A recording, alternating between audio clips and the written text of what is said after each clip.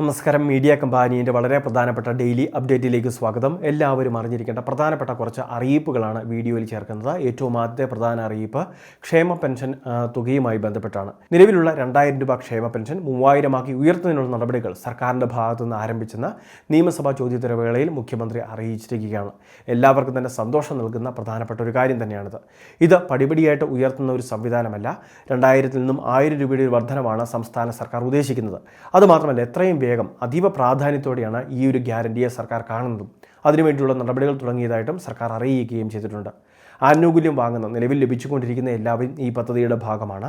അവർക്കെല്ലാം തന്നെ ഓട്ടോമാറ്റിക്കായി 3000 രൂപയിലേക്ക് പെൻഷൻ എത്തും. അതുമാത്രമല്ല, പുതുതായിട്ട് അപേക്ഷിക്കുന്ന വ്യക്തികൾക്കും ഇത്തരത്തിലായിരിക്കും ആനുകൂല്യങ്ങൾ ലഭിക്കുക. ഇനി അത് മാത്രമല്ല, മുൻപുണ്ടായിരുന്ന രീതിയല്ല, കർശനമായിട്ടുള്ള പരിശോധനകളാണ് ഈ സമയത്ത് നടന്നുകൊണ്ടിരിക്കുന്നത്. മുൻപെല്ലാം പെൻഷൻ പദ്ധതികളിലേക്ക് ചിലപ്പോൾ ഫീൽഡ് തല വേരിഫിക്കേഷൻ ഉൾപ്പെടെ നടന്നിട്ടുണ്ടാവില്ല. എന്നാൽ ഇപ്പോഴുള്ള പുതിയ പെൻഷൻ അപേക്ഷകളിലെല്ലാം കൃത്യമായിട്ട് ഫീൽഡ് തല വേരിഫിക്കേഷൻ ഉൾപ്പെടെയുള്ള കാര്യങ്ങൾ നിർബന്ധമാക്കുന്നുണ്ട്. ഉദ്യോഗസ്ഥർ കൃത്യമായിട്ട് ഭൗതിക തല പരിശോധനകളെല്ലാം നടത്തിയ ശേഷമായിരിക്കും ആനുകൂല്യത്തിന് വേണ്ടി നമ്മളെ അപ്രൂവ് ചെയ്യുന്നത് ഉൾപ്പെടെയുള്ള കാര്യങ്ങൾ നിർവഹിക്കുക. ഇത് കൃത്യമായിട്ട് അപ്രൂവൽ മെസ്സേജ് ഫോണിൽ എത്തിയെങ്കിൽ മാത്രമേ നമുക്ക് ആനുകൂല്യം ലഭിക്കുന്നതിന് വേണ്ടിയുള്ള സാഹചര്യങ്ങൾ ഉണ്ടാവുകയുള്ളൂ. അല്ലാത്ത പക്ഷം നമുക്ക് അയോഗ്യത കൽപ്പിക്കുന്നതുമാണ്.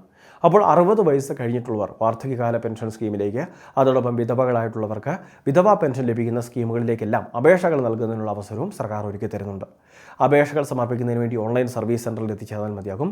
മെഡിക്കൽ ബോർഡ് സാക്ഷ്യപത്രങ്ങൾ, വരുമാന സർട്ടിഫിക്കറ്റ്, വരുമാനം 1 ലക്ഷം രൂപയിൽ താഴെയുള്ളവർക്കാണ് പദ്ധതിയിൽ ഭാഗമാകുന്നതിന് വരെ സാധിക്കുന്നത്. അതോടൊപ്പം തന്നെ വീടിൻ്റെ ഭൗതിക സാഹചര്യങ്ങൾ കൃത്യമായിട്ട് നമ്മൾ സത്യവാങ്മൂലം നൽകേണ്ടതുണ്ട്. ഇനി നമ്മളുടെ ration card, bank details, Aadhaar, identity card, അങ്ങനെയുള്ള പല ഡോക്യുമെൻറ്റും, ഗുണഭോക്താവിൻ്റെ ഫോട്ടോ ഉൾപ്പെടെയുള്ള കാര്യങ്ങളും കൃത്യമായിട്ട് സമർപ്പിക്കേണ്ടതുണ്ട്. ഇതെല്ലാം വെച്ച് വേണം അപേക്ഷകൾ സമർപ്പിക്കാൻ. രണ്ടാമത്തെ മറ്റൊരു പ്രധാനപ്പെട്ട അറിയിപ്പ്, നമ്മളുടെ സംസ്ഥാനത്ത് സെൻസസിന് തുടക്കം കുറിച്ചിരിക്കുകയാണ്. എന്യൂമറേറ്റർമാർ നമ്മളുടെ വീടുകളിലെത്തി വിവരശേഖരണം നടത്തും. ഉദ്യോഗസ്ഥരോട് സഹകരിക്കുക, കൃത്യമായിട്ടുള്ള വിവരങ്ങൾ നൽകുക. 34ഓളം വരുന്ന ചോദ്യങ്ങളായിരിക്കും നമ്മളോട് ചോദിക്കുക. അത് നമ്മളുടെ വീടുമായി ബന്ധപ്പെട്ടിട്ടുള്ള വീടിൻ്റെ ഭൗതിക സാഹചര്യങ്ങളൊക്കെ ആയിരിക്കും കൃത്യമായിട്ട് ഇതിൽ രേഖപ്പെടുത്തുക. അതുകൊണ്ട് തന്നെ കൃത്യമായിട്ട് ഇവരോട് സഹകരിക്കുക, കാര്യങ്ങളെല്ലാം വിശദമായിട്ട് തന്നെ പറയുക. ജൂലൈ മാസം 30-ാം തീയതി വരെയാണ് സെൻസസ് നമ്മുടെ സംസ്ഥാനത്ത് നടത്തപ്പെടുന്നത്. മൂന്നാമത്തെ മറ്റൊരു പ്രധാനപ്പെട്ട അറിയിപ്പ്, നമ്മളുടെ സംസ്ഥാനത്തെ നിർമ്മാണ തൊഴിലാളി ക്ഷേമനിധി ബോർഡ് ആനുകൂല്യങ്ങൾ ഉൾപ്പെടെ കുടിശ്ശിക വന്നിട്ടുണ്ട്. നിലവിൽ മുൻ സർക്കാർ ഈ ഒരു പദ്ധതിയിലെ കുടിശ്ശിക തീർക്കുന്നതിന് വേണ്ടി പ്രത്യേക വായ്പകൾ എടുക്കുമെന്ന് പറഞ്ഞിരുന്നുവെങ്കിലും ആനുകൂല്യം പൂർണ്ണമായിട്ട് വിതരണം ചെയ്യാൻ സാധിച്ചിട്ടില്ല. നിലവിൽ 6 മാസം വരെയൊക്കെ ആനുകൂല്യം ഒരുമിച്ച് നൽകുന്നതിന് വേണ്ടിയൊക്കെയായിരുന്നു മുൻ സർക്കാരിൻ്റെ ഭാഗത്തു നിന്ന് ശ്രമമുണ്ടായിരുന്നത്.